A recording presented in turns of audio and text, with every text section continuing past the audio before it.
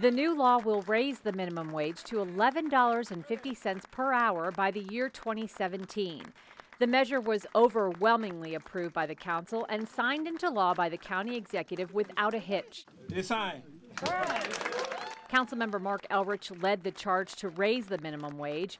He says he believes this is the most effective piece of legislation passed by the council during his tenure. It's really good. I mean, we do a lot of legislation, and I can't think of anything we've done that will affect people's lives as profoundly for like years to come as this legislation. And I don't think, in public service, being able to make a difference in people's lives is the definition of public service.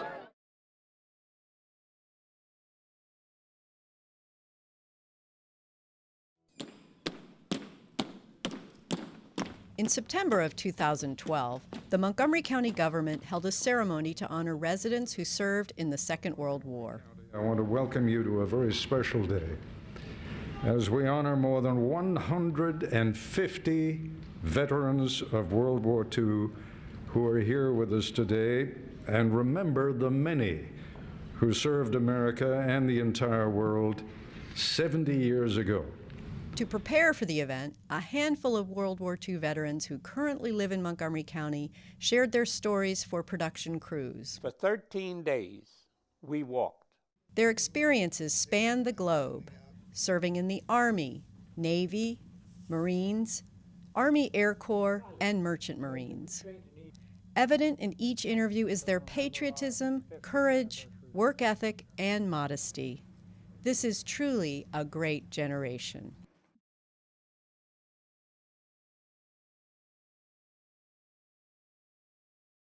When Bill Marriott's father was passing through Washington, D.C. one sweltering summer in the 1920s, he noticed there was a lack of establishments offering refreshments. With that, he opened his first A&W root beer stand, where the foundation for the hot shops was established.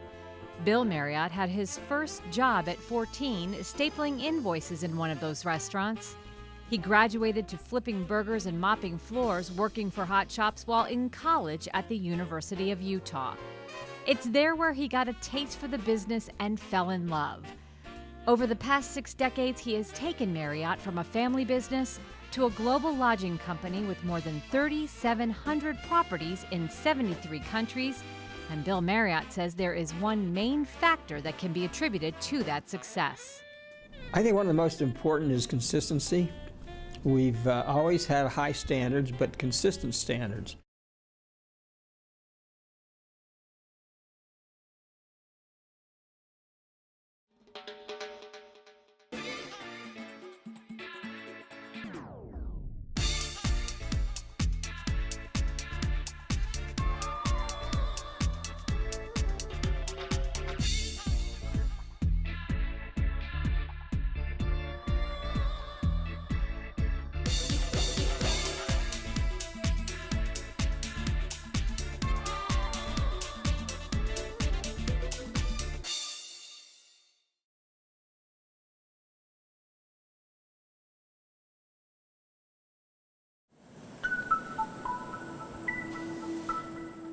It's really simple. Our job is to connect people responsibly to a place to live. And we do that in a variety of different ways. We do it sometimes with a unit itself, and other times with assistance or support. So there's some programmatic support that goes into it. FSS is unique, I think, the world over because it takes it a few steps further. The Family Self-Sufficiency Program was approved by Congress in 1990. We began our program in '93, and so this is our 20th anniversary, and we're very happy about that. And it is a welfare to work kind of program. So what we do is we have people who are in subsidized housing. They have to mostly be single parents, and they come to us voluntarily to get help.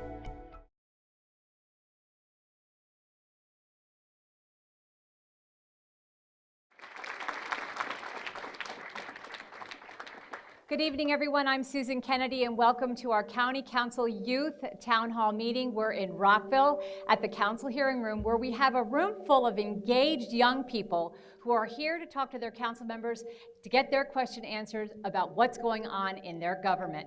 But first, before we go to the floor with questions, I'm going to turn it over to Council President Nancy Navarro for some opening comments. Good evening, everybody, and welcome to Montgomery County Council. I'm very excited, and I know my colleagues are as well, to hear from you. We do this every year, and every year we hear a lot of suggestions, a lot of concerns, and a lot of proposals that have actually been taken into consideration, and they have become a reality. So we really welcome your input and your participation, and I'm really glad to see all of you exercising your civic duty here this evening.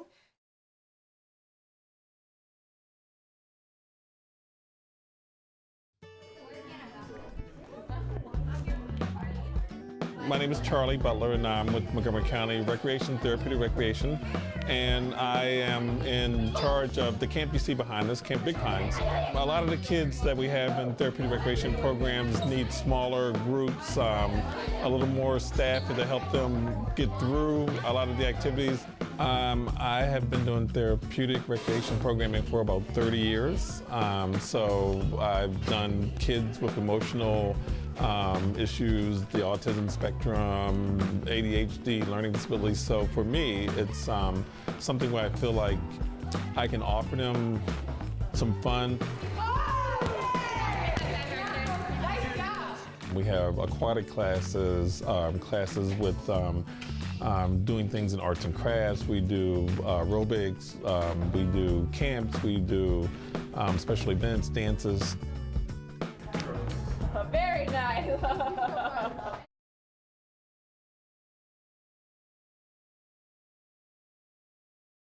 Bill 27-13, Human Rights and Civil Liberties, County Minimum Wage, dollar amount. The HHS Committee recommends enactment with amendments, and I just wanted to make a few comments about this particular proposal. I think that one of the things I've noticed in this conversation is that we talk about the minimum wage in a true academic fashion, and the reality is that there are many, many experts and many economists and many studies that point to different reasons why we should raise the minimum wage, not raise the minimum wage, what amount, what phase in, why not, etc. And I think it's sometimes very easy to forget that we're talking about real people and real families who we see every day. You know, we see them waiting for the bus to go to work. We see them when you look at folks who clean your buildings.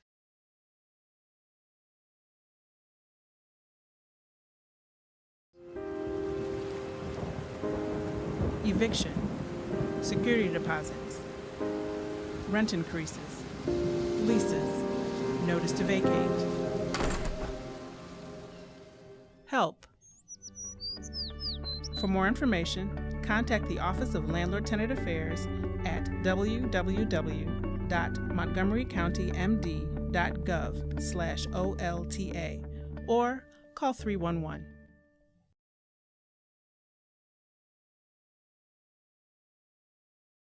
On the 150th anniversary of the Gettysburg Address, I just want to tell you that Lincoln pulled that off in less than 4 minutes. Mr. Executive.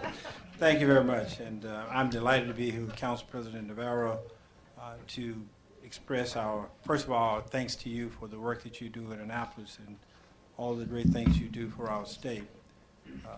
Also to acknowledge our new Senator Brian Feldman and new Delegate David Hidalgo. Thank you so much for your service to our county as well. To be to the point, there are two major overriding points that I want to make today.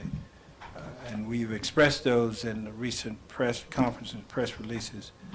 You know the challenges we have with public schools. The growth of over 2,000 students per year, more than many other counties combined. The fact that our growth continues to be a challenge for us.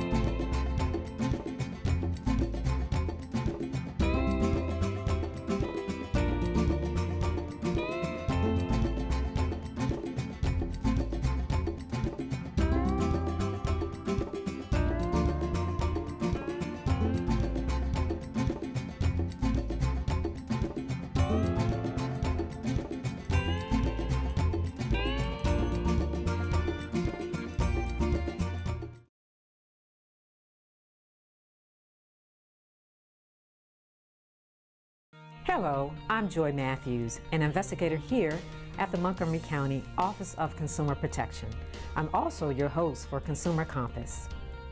Are we together? Our mission here at OCP is to ensure integrity in the marketplace. We do that by enforcing consumer protection laws. We also help resolve complaints, craft legislation, and oversee licensing in areas such as auto repair and new home building. And finally, we provide consumer education. In today's show, we'll get some education at a senior farm. You say, how can it happen? It happens. People have wired and called our office $2,000, $3,000. Then we'll meet up with investigator Bob Durant to learn about door-to-door scams. So once again, get it in writing and be specific. After that, we'll check in with one of our dedicated volunteers, David Lesser. We were able to get a $1,000 refund for those people, and that made me feel pretty good.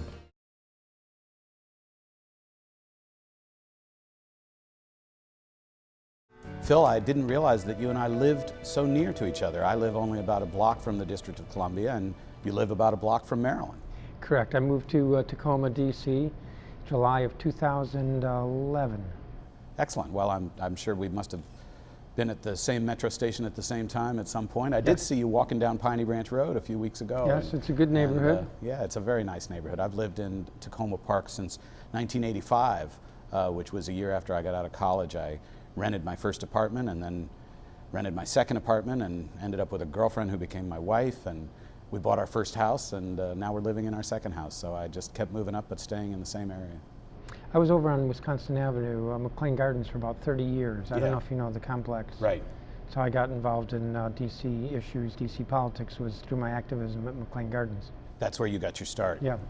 And were you always an at-large member, or were you a district member first? I ran in 1998 citywide and been reelected every time. We have 4-year terms.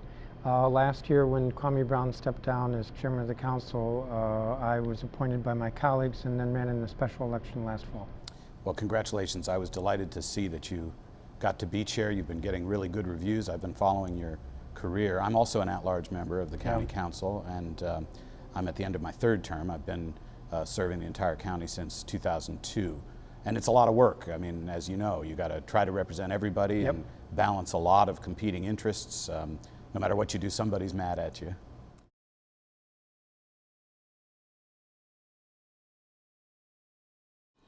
I'm delighted to be here this morning. When we look back over the last 7 or 8 years, we can now see at least some light at the end of the tunnel. As I expressed this morning to the county council member, I think a lot of community activists and residents also see light at the tunnel, and their light is much bigger and brighter than my light, so we have to pull through this in a very cautious manner. But I can say, without doubt, that we are in a much, much better position today than we've been in the last few years. Today I'm announcing our capital budget for 15 through 20 with a little bit of good news, but also some caution. Caution to the extent that we know that there are some needs. This budget will attempt to respond to those needs, but we'll also do it in a way that I think is careful.